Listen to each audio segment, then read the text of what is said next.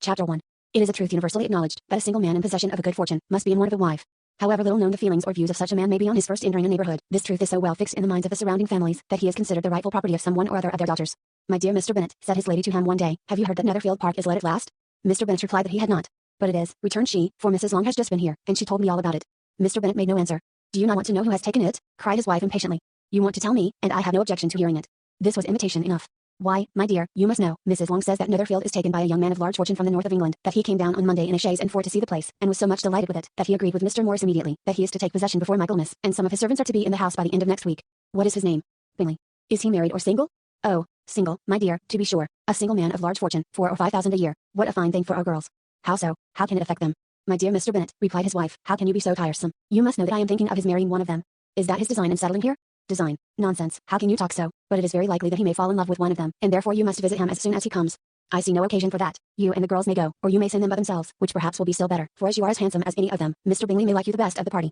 "My dear, you flatter me. I certainly have had my share of beauty, but I do not pretend to be anything extraordinary now. When a woman has 5 grown-up daughters, she ought to give over thinking of her own beauty. In such cases, a woman has not often much beauty to think of. But, my dear, you must indeed go and see Mr. Bingley when he comes into the neighborhood. It is more than I engage for, I assure you. But consider your daughters. Only think what an establishment it would be for one of them. Sir William and Lady Lucas are determined to go, merely on that account, for in general, you know, they visit no newcomers. Indeed you must go, for it will be impossible for us to visit him if you do not. You are over-scrupulous, surely. I dare say Mr. Bingley will be very glad to see you, and I will send a few lines by you to assure him of my hearty consent to his marrying whichever he chooses of the girls, though I must throw in a good word for my little Lizzie.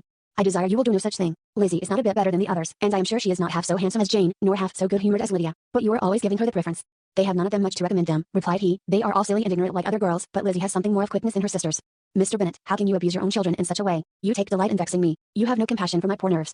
"You mistake me, my dear. I have a high respect for your nerves. They are my old friends. I have heard you mention them with consideration these last 20 years at least. Ah, you do not know what I suffer. But I hope you will get over it, and live to see many young men of 4,000 a year come into the neighborhood. It will be no use to us, if 20 such should come, since you will not visit them. Depend upon it, my dear, that when there are 20, I will visit them all." Mr. Bennet was so odd a mixture of quick parts, sarcastic humor, reserve, and caprice, that the experience of 23 years had been insufficient to make his wife understand his character. Her mind was less difficult to develop. She was a woman of mean understanding, little information, and uncertain temper. When she was discontented, she fancied herself nervous. The business of her life was to get her daughters married. Its solace was visiting and news.